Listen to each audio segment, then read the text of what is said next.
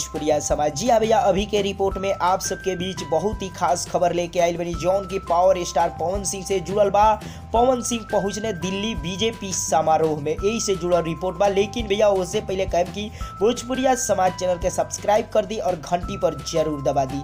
चलिए भैया, आप सबके बता the power star Pawan Singh पहुंचने दिल्ली, और वो भी भैया बीजेपी समारोह में। जी हाँ भैया, और वहां पहुंच के बहुत सारा बीजेपी के उम्मीदवार लोग से मिलने, जहां भैया बता दी सांसद वीरेंद्र सिंह से भी पवन सिंह मुलाकात के यानी मिलने उ बीजेपी समारोह में पहुंच के। जी भैया, दिल्ली में बीजेपी के एक समारोह रहा जहां पवन सिंह आज पहुंचने होंगे और वह बीजेपी के पार्टी और उम्मीदवार लोग से मिलने हैं, मुलाकात के हैं। आपके भैया बता दी विशेष तौर पे पवन सिंह वीरेंद्र सिंह जी से मुलाकात के हैं, जौन के भैया बलिया खातिर उम्मीदवार चुनल गए बने। जी भैया, बीजेपी के पार्टी बलिया से टिकट दिलस हुए जौन की वीरेंद्र सिंह जी के। और आपके बता दी पवन सिंह यह बीजेपी के समारोह में पवन सिंह पहुंचने हैं, जौन की आप सबके पता बा पवन सिंह बीजेपी के कार्यकर्ता भी होंगे। बीजेपी के जितना भी लगभग समारोह होला में पवन सिंह पहुंचे ने, कोशिश करने हर समारोह में पहुंची, लेकिन बहुत सारा समारोह में जरूर पहुंचे ने और वहाँ बहुत लोगों से मुलाकात भी कर।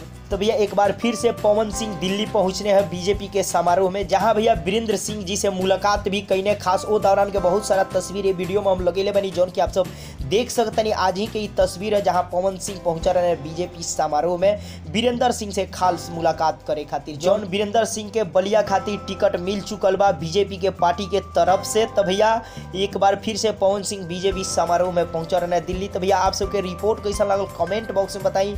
आप सबके का कहना बा जरूर अपन राय दी। चलते चलते वीडियो को लाइक करी, शेयर करी। फिर से आ रहा बनी नया खबर के साथ बहुत जल्द।